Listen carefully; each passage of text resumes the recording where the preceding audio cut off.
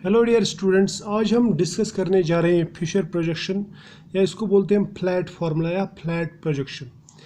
देखो, अभी इससे पहले हमने वेज फार्मूला या वेज प्रोजेक्शन पढ़ा था। आज हम ये फ्लैट वाला या फिशर प्रोजेक्शन, फिशर साइंटिस्ट का नाम है और इसने जो प्रोजेक्शन दिया था वो फ्लैट है, इसलिए हम इसको फिशर प्रोजेक्शन या फ्लैट प्रोजेक्शन कहते हैं। देखो, इसमें अगर हमें एक 3 डायमेंशनल मॉलिक्यूल 2 डायमेंशंस में दिखाना हो तो हम इसमें दो तरह की लाइंस का इस्तेमाल करते हैं। Two types of lines. एक लाइन जो है वो रहती है वर्टिकल लाइन, और दूसरा रहता है हॉरिजेंटल। ठीक है, लेकिन दोनों तरह के जो लाइंस है वो फ्लैट रहते हैं, यानी इसमें प्लेन में रहते हैं, एक ही प्लेन में रहते हैं, प्लेन ऑफ पेपर। समझ में आया ना? अब ये जो वर्टिकल लाइंस है, वर्टिकल लाइन, इसका मतलब ये होता है कि वो लाइंस या वो बॉन्ड्स या वो ग्रुप्स, यानी जो इस वर्टिकल लाइन पे आ जाएं, जो भी ग्रुप्स या बॉन्ड्स इस वर्टिकल लाइन पे आते हैं, उसका मतलब होता है कि बॉन्ड्स और groups going away from us. तो मैं लिखूँगा एटम्स और ग्रुप्स अवे फ्रॉम अस। ठीक है, अवे फ्रॉम अस, राइट। और ये वाला जो है दूसरा वाला, कौन सा वाला? ये जो हॉरिजेंटल, मैंने कहा हॉरिजेंटल लाइन पे जो भी एटम्स या ग्रुप्स रहते हैं या बॉन्ड्स रहते हैं, इसका मतलब रहता है कि एटम्स या ग्रुप्स कमिंग टूवर्ड्स अस, या मैं बोलूँगा टूवर्ड्स अस। ठीक है, तो इसका ये मतलब रहता है। तो ये मैं दिखा दूंगा आपको, दो तरह के लाइन इसका इस्तेमाल करते हैं। और तीसरा जो है, थर्ड पॉइंट जो इसमें हम इस्तेमाल करते हैं सेंटर। कौन सा सेंटर? कायरल सेंटर, या मैं बोलूँगा वो सेंटर जिसके ऊपर 4 डिफरेंट ग्रुप्स हों, उसको बोलते हैं कायरल सेंटर। उसका इस्तेमाल करते हैं। ठीक है, और कायरल सेंटर पे ही हम बनाते हैं क्रॉस। क्या बनाते हैं? क्रॉस। ये मैं समझा दूंगा ये क्या होता। अभी तक आपको थोड़ा सा कन्फ्यूजन हुआ होगा, यानी पूरी बात समझ में नहीं आई होगी, तो ये पूरा सिस्टम मैं आपको समझाता हूँ। मान लीजिए ये इस तरह एक क्रॉस है। इस क्रॉस से ही पता चलता है कि ये जो लाइन है, दिस इज़ हॉरिजेंटल लाइन, इसको बोलूँगा मैं हॉरिजेंटल। ठीक है, और ये जो लाइन है ये है वर्टिकल लाइन। इसका मतलब ये जो बॉन्ड है या ये ग्रुप, इसके ऊपर मैं नाम रखूँगा, सपोज इसके ऊपर ए है और यहाँ पे बी है, यहाँ पे सी है, यहाँ पे डी है, राइट। मान लीजिए एक ग्रुप है ए, दूसरा बी, सी और डी। तो आप ये बता सकते हैं जो ग्रुप्स वर्टिकल लाइन पे, इस पे, इसका मतलब ये ग्रुप्स हमसे दूर जा रहे हैं, ये पीछे जा रहे हैं, इस पेपर के पीछे जा रहे हैं। जबकि ये जो ग्रुप्स हैं, ये दो ग्रुप्स ये हमारी तरफ आ रहे हैं, ये आपको कंसिडर इस तरह कर रहे हैं। और ये जो क्रॉस है, ये पॉइंट, ये है कायरल सेंटर। क्या बोलते हैं इसको? Chiral centre.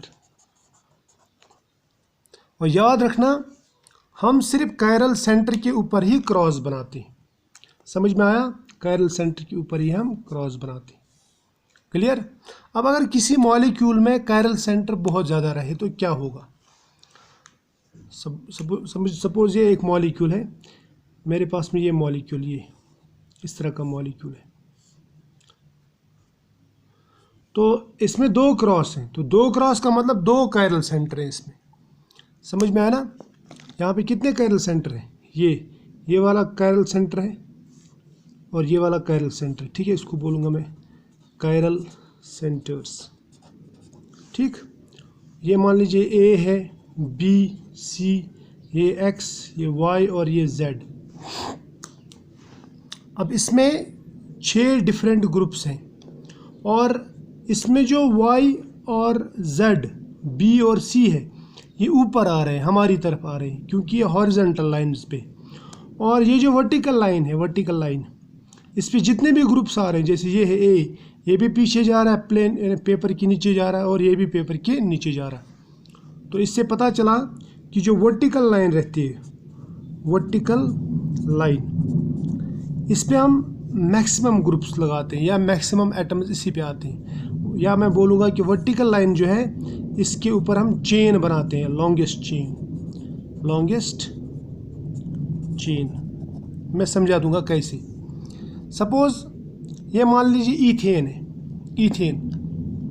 सपोज मैं ईथेन बनाऊंगा जिसपे हालांकि वो कायरल नहीं है, फिर भी मैं 4 मतलब डिफरेंट ग्रुप्स बनाऊंगा। ईथेन का फार्मूला है CH3 ये फार्मूला। अगर मुझे इसका फिशर प्रोजेक्शन बनाना हो तो मैं इसको ऐसे बनाऊंगा, ये है ईथेन, राइट। इसमें जो लॉन्गेस्ट चेन है यानी ये वाली चेन, ये मैं बनाऊंगा वर्टिकल लाइन पे, यानी एक कार्बन यहाँ पे, दूसरा कार्बन यहाँ पे, और फिर यहाँ पे H H H H और H H। ये सिंपल सा फार्मूला है, क्लियर, समझ में आया। अब और एक चीज़ मैं आपको दिखाना चाहता हूँ, पहले आप ये ध्यान में रखो, वो बाद में बताऊंगा मैं। पहले ध्यान में रखना है कि वर्टिकल लाइन जो है उस पे हम लॉन्गेस्ट चेन बनाते हैं, या मैं बोलूँगा जो लॉन्गेस्ट चेन है वो हम वर्टिकल लाइन पे ही बनाते हैं, यानी वर्टिकल लाइन के ऊपर सबसे ज़्यादा कार्बन हम रखते हैं अगर मॉलिक्यूल ऑर्गेनिक है तो, राइट। इतना तो क्लियर है, शाबाश। अब मैं आपको और एक चीज़ बताना चाहता हूँ। इस वाले लेक्चर में हम फिशर प्रोजेक्शंस डिस्कस करेंगे, लेकिन हम सिर्फ सिंगल कायरल सेंटर के ऊपर करेंगे, यानी हम सिंगल क्रॉस वाले मॉलिक्यूल्स यहाँ पे डिस्कस करेंगे और उनको पहले समझेंगे, उसके बाद में हम मल्टी क्रॉस वाले सिस्टम्स ले लेंगे, समझ में आया ना, या मल्टी सेंटर सिस्टम्स बाद में लेंगे। पहले हम सिंगल कायरल सेंटर्स लेंगे या सिंगल सेंटर्स लेंगे, क्लियर। तो पहले इनको समझेंगे। तो अभी तक हमारे समझ में ये आया कि हम वर्टिकल लाइंस का मतलब ये समझते हैं कि bonds going away from us, and horizontal lines का मतलब रहता है बॉन्ड्स कमिंग टुवर्ड्स अस। दूसरा हमने ये किया कि क्रॉस जो रहता है, क्रॉस मीन्स वो सेंटर जो कायरल सेंटर हो, यानी फिशर प्रोजेक्शन में हम क्रॉस उसी कार्बन पे बनाते हैं जिस कार्बन के ऊपर कायरल सेंटर हो। चलो मैं आपको और एक मॉलिक्यूल दिखाता हूँ यहाँ पे। सपोज ये मॉलिक्यूल है, ये है CH3, C यहाँ पे H, यहाँ पे OH, राइट, और यहाँ पे COH, इस तरह का मॉलिक्यूल है। या CHO है, यह आपके हाथ में है। अब अगर इसका आपको बनाना हो फिशर प्रोजेक्शन या फिशर फार्मूला, तो आप कैसे बनाएंगे? सिंपली क्या करेंगे, सबसे पहले लॉन्गेस्ट चेन देखेंगे आप। सबसे लंबी चेन ये वाली है ना, तो लॉन्गेस्ट चेन को बनाएंगे आप कौन सी लाइन पे? वर्टिकल लाइन पे, ठीक है। तो मैं बनाऊंगा ये वर्टिकल लाइन एक, राइट। उसके बाद में देखना है आपको इसमें कायरल सेंटर्स कितने हैं। कायरल सेंटर मतलब वो कार्बन जिसके ऊपर 4 डिफरेंट ग्रुप्स हों। तो मुझे तो एक ही दिख रहा है, यानी ये वाला। इसके बदले में हम बनाएंगे क्रॉस। तो क्रॉस जो है, क्रॉस इसको रिप्रेजेंट करता है, इसको मैं रखूँगा स्टार यहाँ पे, तो ये है स्टार। क्रॉस इस कार्बन को रिप्रेजेंट करता है, कायरल कार्बन को, समझ में आया। अब उसके बाद में क्या हो सकता है? उसके बाद में ये हो सकता है कि ये ग्रुप्स हमें रखने हैं। हमें देखना है कि जो मोस्ट ऑक्सीडाइज्ड कार्बन है, मोस्ट ऑक्सीडाइज्ड कार्बन है, वो हम बिल्कुल टॉप पे रखते हैं। तो मैं लिखूँगा most oxidised carbon on top of vertical line. इतना याद रख लेना। अब आपको मैं कुछ ग्रुप्स दिखाता हूँ। सपोज मेरे पास ग्रुप है ये CH3, ये भी कार्बन, इसमें ये भी कार्बन कंपाउंड है ना, ये इसमें भी कार्बन है। दूसरा है CH2OH, ये भी कार्बन वाला ग्रुप है, राइट। तीसरा है सपोज CHO एल्डिहाइड ग्रुप, ये अल्कोहलिक ग्रुप है, मिथाइल ग्रुप है, एल्डिहाइड ग्रुप। और COH। अगर मैं आपसे पूछूं इन सब में सबसे ज़्यादा ऑक्सीडाइज्ड कार्बन कौन है, तो आप क्या कहेंगे? ऑक्सीडाइज्ड जो रहता है, ऑक्सीडाइज्ड का मतलब रहता है, ऑक्सीडाइज्ड का मतलब रहता है मोर ऑक्सीजन जिसमें हो और लेस हाइड्रोजन जिसमें हो। हाइड्रोजन। समझ में आया ना?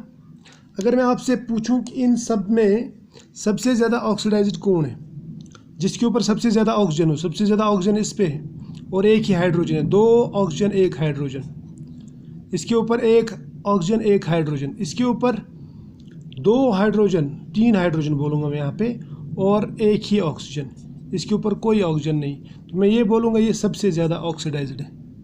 क्लियर? अब आप यहाँ पे भी देखो, यहाँ पे ये वाला कार्बन सबसे ज़्यादा ऑक्सीडाइज्ड है, इसको बनाऊँगा मैं यहाँ पे COH, राइट। और जो लीस्ट ऑक्सीडाइज्ड होगा यानी ये सबसे कम, इसको लिखते हैं हम सबसे नीचे, राइट।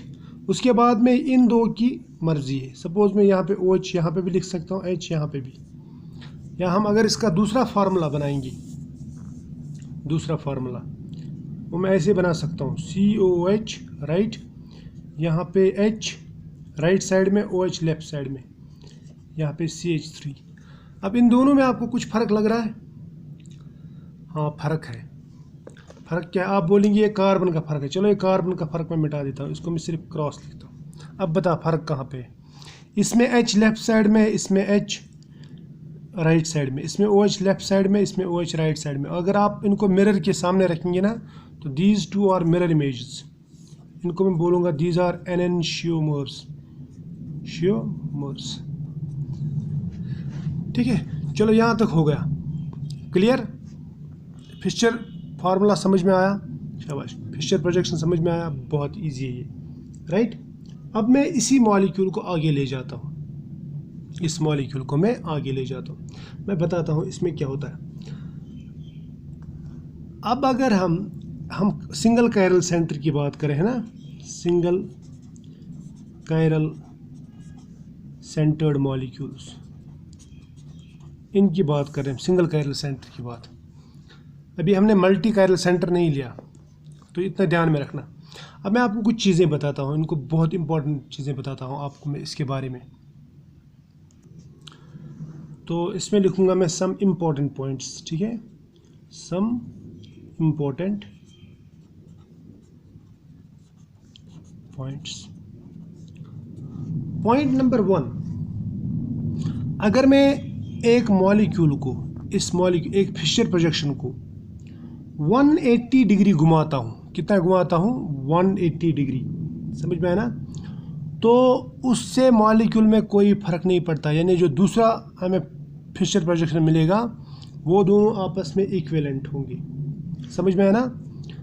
या मैं ऐसा बोलूँगा कि 180 डिग्री रोटेशन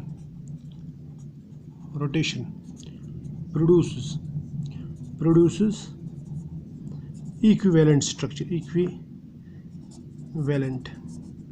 structure या प्रोजेक्शन बोलूँगा मैं आपको एग्जांपल देता हूँ। सपोज ये है COH, राइट, और यहाँ पे OH, यहाँ पे H, यहाँ पे CH3।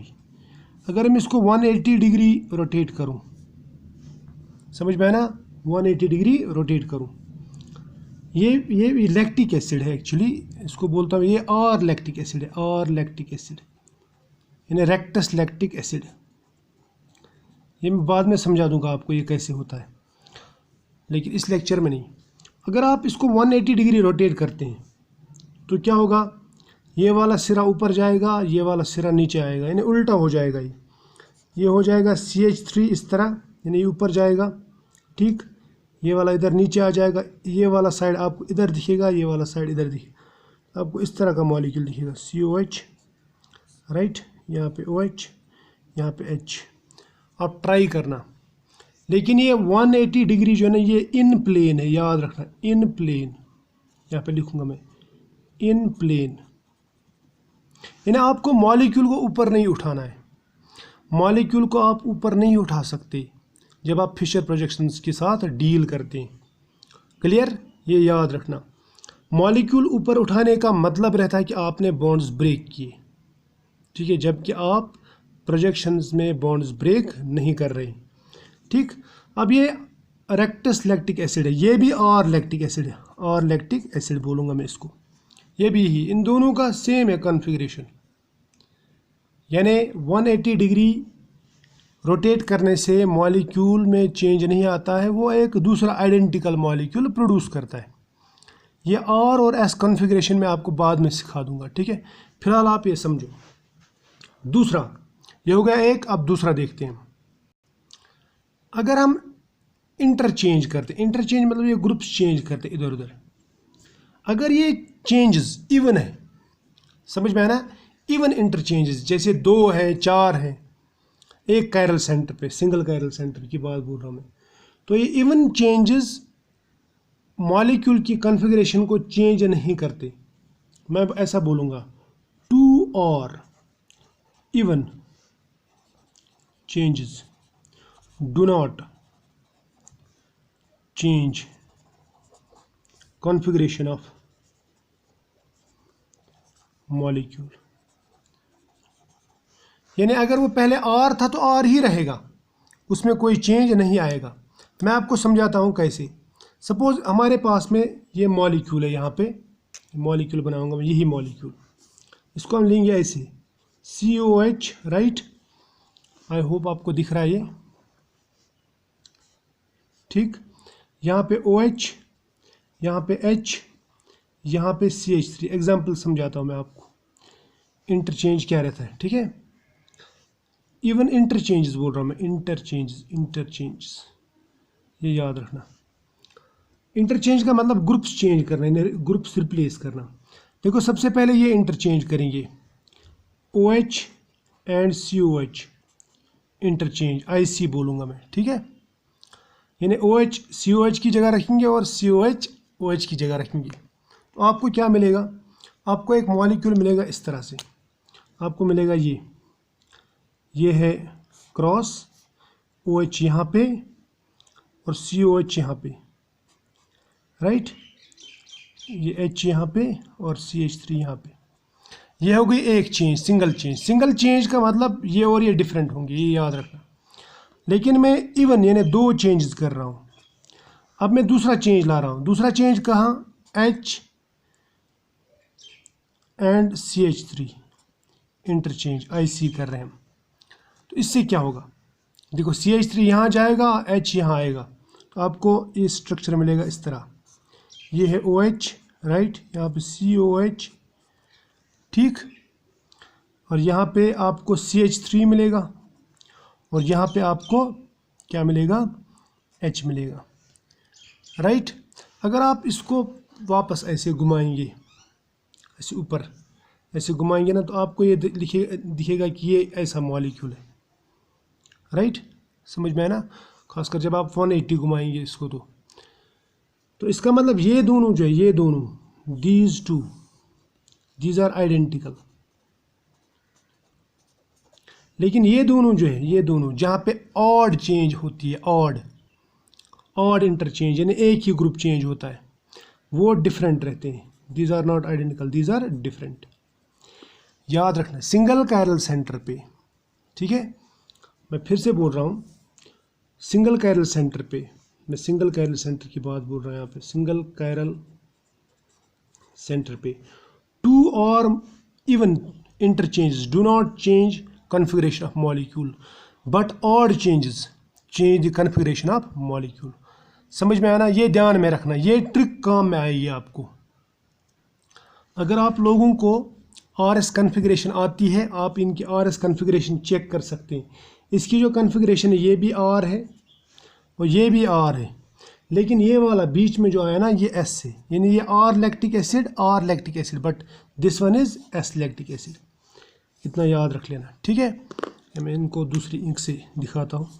ये वाला और ये वाला, पहला वाला और लास्ट वाला आपको R कन्फिग्रेशन में दिखेगा, लेकिन ये दूसरा वाला आपको S कन्फिग्रेशन में दिखेगा, क्योंकि यहाँ पे ऑड इंटरचेंज हुआ है, जबकि यहाँ से यहाँ तक इवन इंटरचेंज हुआ है, राइट। तो इतना याद रख लेना, ठीक है। जब आप ये RS सीखेंगे तो उस टाइम पे आप इसको दोबारा देख सकते हैं। फिलहाल आप इतना याद रख लो, ठीक है। अब मैं आपको दूसरा बताता हूँ। सपोज हमने इंटरचेंज किया सिर्फ 90, या मैं बोलूँगा कि 90 डिग्री हमने रोटेट किया मॉलिक्यूल को, तब क्या होगा। 180 तो ऊपर किया था, कोई चेंज नहीं आता, लेकिन 90 डिग्री रोटेट करने से चेंज आता है। अब यहाँ पे ये मॉलिक्यूल देखो आप, इस मॉलिक्यूल को बोलते हैं ग्लिसरॉल्डिहाइड, और ये और ग्लिसरॉल्डिहाइड बोलूँगा मैं इसको। देखो 1 2 3, ठीक है, ठीक, ये सॉरी और ग्लिसरॉल्डिहाइड, सॉरी 1 मिनट रुको, यहाँ पे CH2OH है, ठीक। अगर मैं इसको 90 डिग्री रोटेट करता, 90 डिग्री रोटेशन, यानी इतना रोटेट करता ऐसे, ये मॉलिक्यूल ऐसे फिर जाएगा, यानी H जाएगा ऊपर, राइट, H जाएगा यहाँ पे, ये इधर आएगा, ये इधर आएगा, ये इधर आएगा, राइट। तो CHO यहाँ पे था, इधर आएगा, है ना। अब इन प्लेन रोटेशन कर रहे हैं, आपको याद दिलाऊं मैं, प्लेन से आपको ऊपर नहीं उठाना है मॉलिक्यूल, यानी आप इसको पलट नहीं सकते, ठीक। पलटने का मतलब रहता है कि आपने बॉन्ड तोड़ दिए, इतना याद रख लेना। जब भी आप फिशर प्रोजेक्शंस के साथ डील करेंगे, यू कैन नॉट, मैं बोलूँगा इसको, bring molecule out of plane, समझ में आया ना। यानी आप इसको प्लेन से ऊपर उठा नहीं सकते, राइट, या आप इसको पलट नहीं कर सकते, इन्वर्ट नहीं कर सकते ऐसे, ठीक है, समझ में आया ना, शाबाश। अब ये हो गया, ये यहाँ पे ये OH ग्रुप किधर आएगा, OH ग्रुप आएगा इधर, CH2OH ग्रुप किधर आएगा, CH2OH ग्रुप आएगा इधर, यहाँ पे। इसकी कॉन्फ़िगरेशन और इसकी कॉन्फ़िगरेशन अलग अलग होगी, क्लियर, ये याद रख लेना। सो मैं बोलूँगा ऐसे 90 degree in plane rotation, in plane rotation, rotation changes configuration, इतना याद रख लेना, ये बहुत ही इंपॉर्टेंट है। इसके बाद में अगर आपने मॉलिक्यूल को इन्वर्ट किया, फ्लिप किया, जिसको बोलूँगा फ्लिप, ये मैं इंपॉर्टेंट पॉइंट लिखूंगा यहाँ पे, it is very important. Flipping का मतलब रहता है, मॉलिक्यूल फ्लिप करने का मतलब रहता है कि आपने बॉन्ड्स ब्रेक किए। मैं लिखूंगा ऐसे,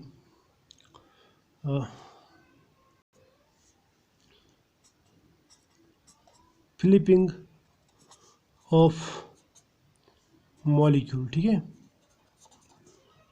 is equal to breaking of bond, breaking of bonds, ठीक है। उसमें तो कॉन्फ़िगरेशन चेंज होनी ही होनी है। मैं आपको दिखाता हूँ, जैसे लैक्टिक एसिड पे ही हम डिस्कस कर रहे थे अभी तक।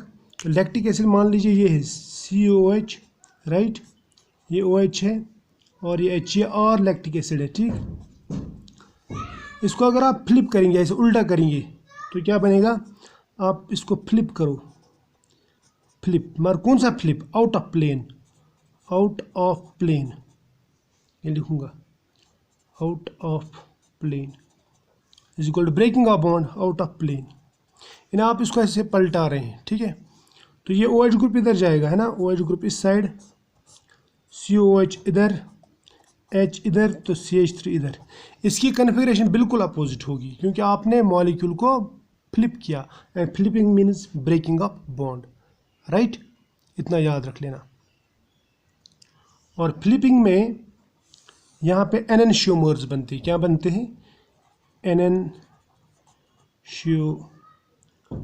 एनेंशियोमर्स, यानी मिरर इमेजेस बनते। इसको मैं ऐसे भी दिखा सकता हूँ, ये जो मैंने अभी दिखाया ना आपको, फ्लिपिंग, यानी पलट देना मॉलिक्यूल, इसका मतलब ये भी है, देखो इसका मतलब दूसरा ये है। सपोज यही बनाता हूँ मैं, COH ग्रुप है यहाँ पे, और यहाँ पे OH ग्रुप है, यहाँ पे H, यहाँ पे CH3 है।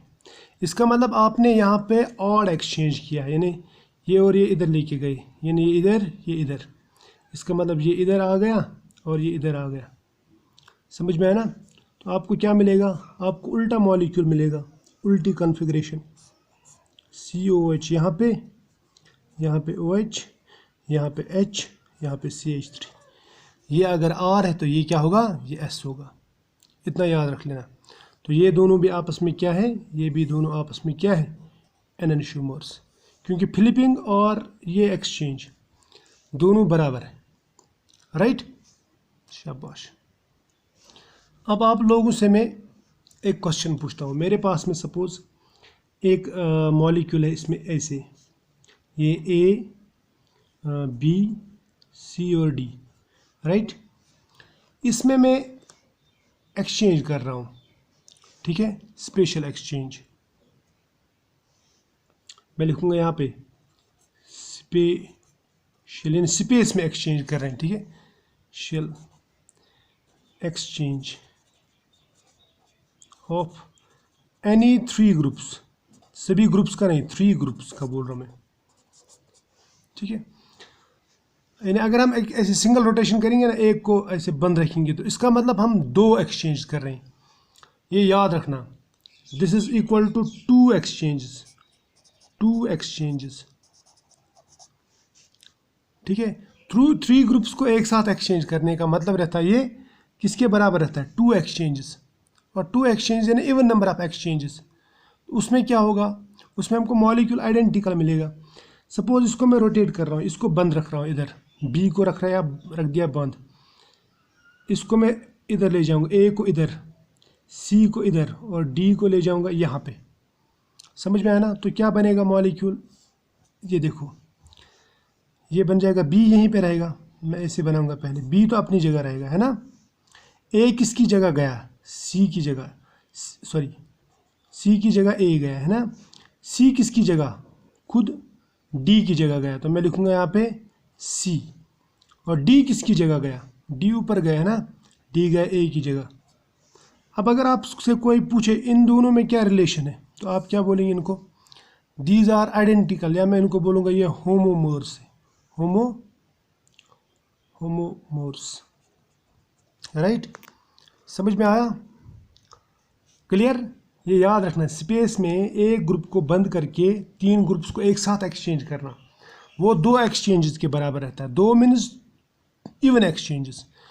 और ये अगर आप सिंगल कायरल सेंटर पे कर रहे हैं, तो इसका मतलब आपने मॉलिक्यूल में 2 एक्सचेंजेस किए, तो 2 एक्सचेंजेस का मतलब इवन नंबर ऑफ एक्सचेंजेस, और even number of exchanges produce what, शाबाश, होमोमोर्स, यानी आइडेंटिकल मॉलिक्यूल्स, राइट।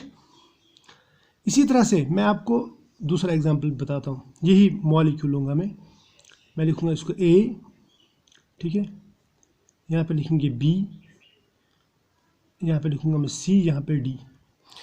अब देखो इसमें एक्सचेंज कहाँ कहाँ करेंगे, इसमें एक्सचेंज करेंगे इन दोनों के दरमियान, राइट, और एक्सचेंज करेंगे इन दोनों के दरमियान, अलग अलग एक्सचेंज। कितने, 2 एक्सचेंज हैं, 2 एक्सचेंज। मेरी बात समझ लेना, ये मैंने किए 2 एक्सचेंजेस, 2, तो ये क्या बन जाएगा, ये बन जाएगा इस तरह मॉलिक्यूल, ठीक। ए की जगह सी आएगा और सी की जगह ए आएगा, राइट, और बी की जगह डी आएगा और डी की जगह बी आएगा। ये दोनों जो ना, ये भी आपस में आइडेंटिकल है, आइडेंटिकल, ये सेम है। समझ में आया, क्योंकि इवन नंबर ऑफ एक्सचेंजेस कर रहे हैं आप, क्लियर। तो ये पूरा जो आपको मैंने किस्सा बताया, ये सिर्फ सिंगल कायरल सेंटर्स के लिए था। जब हम डबल कायरल सेंटर्स लेंगे या मल्टीपल कायरल सेंटर्स लेंगे, तो उनमें मान लीजिए इस तरह का मॉलिक्यूल बनाएंगे हम, यहाँ पे बताऊंगा मैं, इस तरह का, ये A B C D E और एफ, इस तरह का मॉलिक्यूल जब बताएंगे, तब हम इनको अलग तरीके से डिस्कस करेंगे। लेकिन रूल्स फ़िलहाल यही रहेंगे, वहाँ पे ट्रिक्स बदल जाएंगी। और याद रख लेना, अगर आपसे कोई ये पूछे कि ये जो फिशर प्रोजेक्शंस हैं, इनमें ये एंगल कितना रहता है, ये एंगल, तो आप क्या बोलेंगे, आप बोलेंगे इनको 0 डिग्री, यानी इन दोनों के बीच में जो एंगल रहता है वो रहता है 0 डिग्री।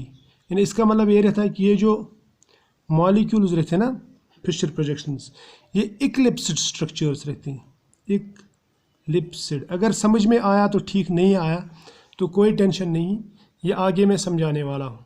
फिलहाल आप इतना ध्यान में रखो, इतना समझो, इसको समझने की कोशिश करो, ठीक है। तो आज इतना ही पढ़ेंगे।